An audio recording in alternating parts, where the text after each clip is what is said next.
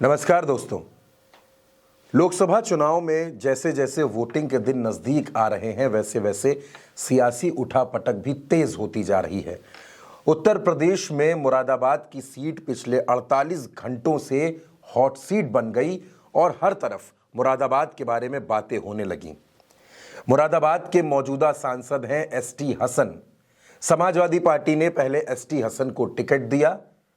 ST Hasan ने नामांकन की तैयारी कर ली और एसटी हसन ने मंगलवार को अपना नामांकन दाखिल भी कर दिया। लेकिन इसी बीच सियासत करवट लेती है और पूर्व विधायक रुचि वीरा समाजवादी पार्टी से टिकट मिलने का दावा करती हैं और बुधवार को तकरीबन 12:45 पर वो मुरादाबाद में कलेक्ट्रेट में पहुंच जाती हैं। अब सियासी उहापोह, असमंजस और सस्पेंस शुरू हो जाता है कि आखिर मुरादाबाद से चुनाव कौन लड़ेगा। रुचि वीरा आजम खान की बेहद करीबी नेता हैं। आजम खान के करीबी लोगों में उनका और उनके परिवार का नाम शुमार होता है। रुचि वीरा एक बार विधायक रह चुकी हैं, जिला पंचायत की अध्यक्ष रह चुकी हैं। उनके पति भी जिला पंचायत के अध्यक्ष रहे हैं और आंवला लोकसभा सीट से रुचि वीरा लोकसभा का चुनाव भी लड़ चुकी हैं, लेकिन तब उनको हार मिली थी। रुचि वीरा की पूरी सियासत बिजनौर, आंवला, बरेली के इर्द गिर्द घूमती है, लेकिन लोगों को यह बड़ा चौंका रहा था कि रुचि वीरा मुरादाबाद में कैसे चुनाव लड़ेंगी। और आखिरकार यह सस्पेंस खत्म हो चुका है। रुचि वीरा ने अपना नामांकन कर दिया है और एसटी हसन उन्होंने अपना नाम वापस लेने की एप्लीकेशन डीएम मानवेंद्र सिंह को भेज दी है।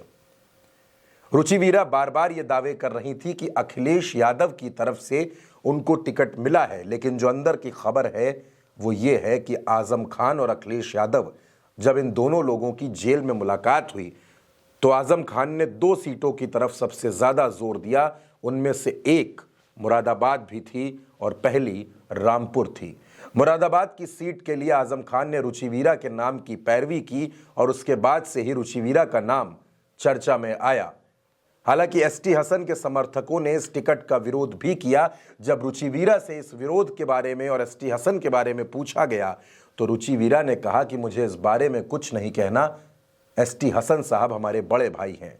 तो मुरादाबाद की तस्वीर पूरी तरह से साफ है। अब वहां पर रुचि वीरा समाजवादी पार्टी और कांग्रेस का जो गठबंधन है, इंडिया गठबंधन, उसकी प्रत्याशी होंगी। उन्होंने नामांकन भी दाखिल कर दिया है और मुरादाबाद में उनका मुकाबला भारतीय जनता पार्टी के प्रत्याशी सर्वेश सिंह से होगा। अपने सियासी सफर में रुचि वीरा एक बार बसपा से निकाली गई और एक बार सपा से भी निष्कासित की गई। फिलहाल वो समाजवादी पार्टी में आ चुकी थी, लेकिन उनकी पूरी तैयारी बिजनौर सीट से चुनाव लड़ने की थी। लेकिन बिजनौर सीट पर अखिलेश यादव ने यशवीर सिंह को टिकट दे दिया था, जिसके बाद से रुचि वीरा मुरादाबाद की सीट पर मेहनत करना शुरू कर चुकी थी और आजम खान की पैरवी के बाद रुचि वीरा को मुरादाबाद की सीट से टिकट मिल गया और अब वो समाजवादी पार्टी की अधिकृत प्रत्याशी बन चुकी हैं। मुरादाबाद से उन्होंने नामांकन भी कर दिया है और एसटी हसन ने अपना नॉमिनेशन कैंसिल करने की एप्लीकेशन डीएम को भेज दी है। यानी मुरादाबाद में अब रुचि वीरा प्रत्याशी हैं। तो दूसरी तरफ जो सबसे बड़ी जो दूसरी हॉट सीट है, जहां भी इस तरीके का असमंजस देखने को मिला, वो सीट है रामपुर, यानी कि आजम खान का सियासी गढ़। रामपुर की सीट पर आजम खान के परिवार से कोई चुनाव नहीं लड़ रहा। अखिलेश यादव ने जब इस बाबत उनसे मुलाकात की तो आजम खान ने अखिलेश यादव को ही प्रस्ताव दे दिया कि आप रामपुर सीट से चुनाव लड़ जाइए। जब अखिलेश यादव ने चुनाव लड़ने से इनकार किया तो आजम खान ने एक चिट्ठी भी जारी की थी, जिसमें उन्होंने इस चुनाव का बहिष्कार भी किया था और अखिलेश यादव ने भी इसे यही समझा कि आजम खान की रामपुर में कोई बहुत रुचि नहीं है, उनमें उनका प्रत्याशियों को लेकर कोई इंटरेस्ट नहीं है। तो अखिलेश यादव ने अचानक फैसला लिया और दिल्ली की जामा मस्जिद के इमाम मोहिबुल्लाह को यहां टिकट दे दिया गया। मोहिबुल्लाह नदवी ने नामांकन भी कर दिया है और उन्होंने कहा है कि मैं ही सपा का प्रत्याशी हूं यहां पर। लेकिन ये एक और रोचक पॉइंट जो निकल के आया वो ये कि आजम खान के बेहद करीबी और जो 2023-22 में जब विधानसभा चुनाव के बाद उपचुनाव हुआ, आजम खान के इस्तीफे से सीट खाली हुई, तब जो चुनाव लड़े थे आसिम रजा, उन्होंने भी नामांकन के पर्चे खरीद लिए और नामांकन दाखिल कर दिए।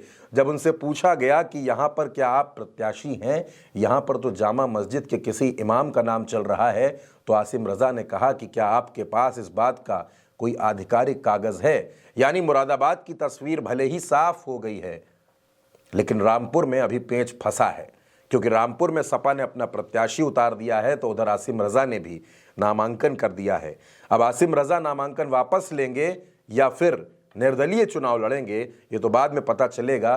फिलहाल मुरादाबाद और रामपुर दोनों सीटों का जो सस्पेंस पिछले 48 घंटों से लगातार उत्तर प्रदेश में बना हुआ था और सुर्खियों में था, वो कहीं ना कहीं खत्म होता नजर आ रहा है। कम से कम मुरादाबाद में पूरी तरीके से खत्म हो चुका है, जहां रुचिवीरा प्रत्याशी होंगी, और रामपुर में अब आसिम रजा के रुख पर हर किसी की नजर रहेगी।